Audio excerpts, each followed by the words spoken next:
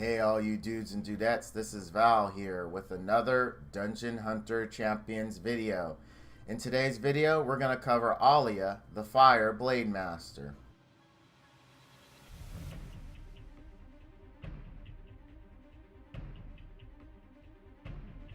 So we're going to talk a little bit today about Alya the Fire Blademaster. She's an excellent unit. She's great DPS and a good farmer.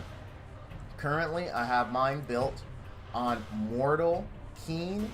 Now, initially, I had her on Vampire for my farmer, but thanks to one of my viewers, I decided since Laundry Day is here, I will go ahead and switch her to Mortal Keen.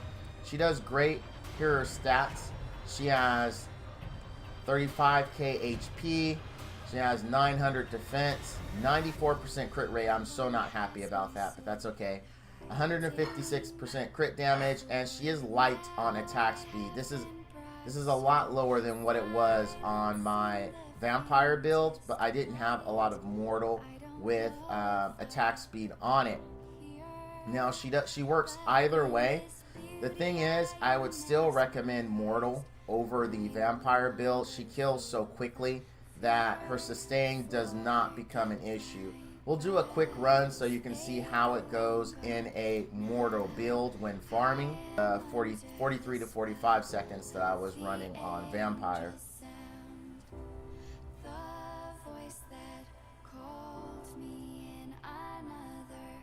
Those crits really hurt. As you can see, he's already halfway dead and we're 16 seconds into it.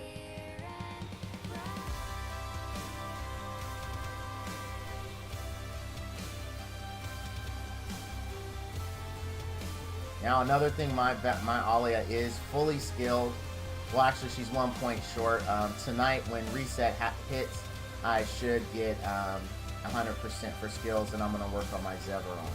So as you can see, she's really quick. This 35 seconds doesn't count because it actually goes and counts the time after the boss dies. So really, I'm clearing this in about 25 to 30 seconds typically. Alright, here we go. Waves will be really quick on this. If you want to speed this up, you can bring an attack buffer like Mojo or Wanga.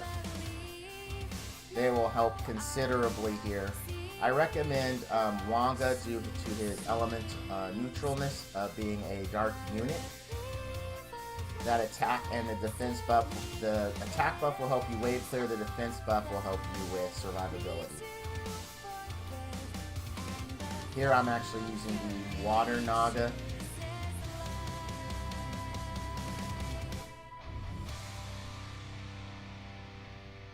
Alright, so boss is up. Looks like everyone's doing what they're supposed to. We just need buff block Manus, please. Thank you. So now we don't have to worry about the... there we go. Strip, please, Xenia. There we go. Good. I mean, everything's going smooth. Nothing to worry about. Oh, and of course I say nothing to worry about and then something to worry about. So, we'll take a look at how this went. That was just terror bad. So, a minute 20. Alright, we got a disc. That'll be for Saturday summons next week. And here we go. We have 411k damage. We can see here that Snake Lady and Manus did each about half, roughly half. Manus a little less. But she is an excellent unit. She does great here. Now let's go back and we'll take a look at her gear a little bit in depth. Now I am attack here, but Blademasters are all about attack speed. If you have a really good attack speed shoulder, you want to go with that.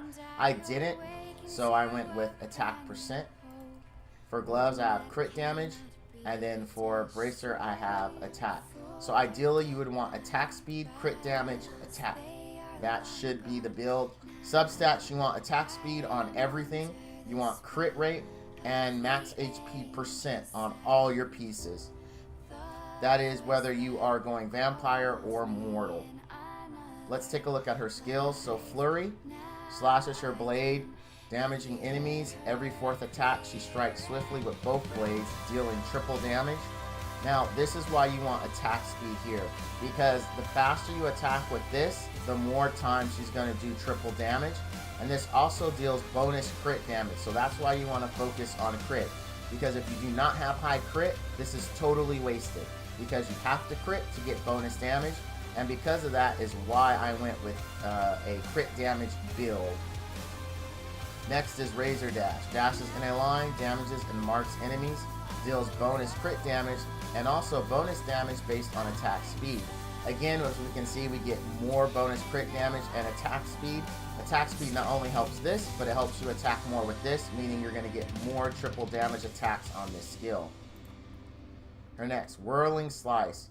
Spins quickly with her blades, damaging nearby enemies, ignores 30% of enemy defense, deals bonus crit damage. Again, this is why you go a crit build with her. You want to make sure you are taking advantage of the crit damage. Her next, Dance of Death. The Blademaster becomes invulnerable, dashing rapidly around the battlefield. Attacks nearby enemies at a random 16 times. Deals 3 times damage the first time it strikes each target. Again, deals bonus crit damage and bonus damage based on attack speed.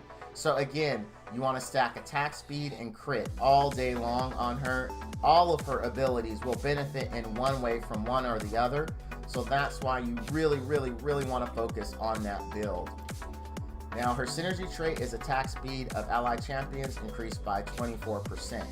So you come back and you look at her gear or her stats. Crit rate for me is only 94%, so she's not always critting, but I am taking advantage of that. And her crit damage is 156%, and then she gets bonus crit damage from each of her skills, so she hits really hard. Where I'm really lacking, and I'm going to work on fixing it with this Mortal build, is on attack speed, because you want her to be fast so she can take advantage of the extra bonus attack there. Now, when you look at gear, you take a look at my substats. It's not exactly ideal. I do have attack speed there, none there, no crit rate either. Crit rate, no attack speed. Crit rate, no attack speed again. So as you can see, mine is not optimal, and I'm still clearing at I'm still clearing 6-1 Legend in under 30 seconds. So if you imagine if you had yours built with attack speed, crit rate, subs on every piece of gear, you can imagine how fast she will clear things. So that's it for this video review. Thank you, dudes and dudettes, for watching, and as always, stay frosty.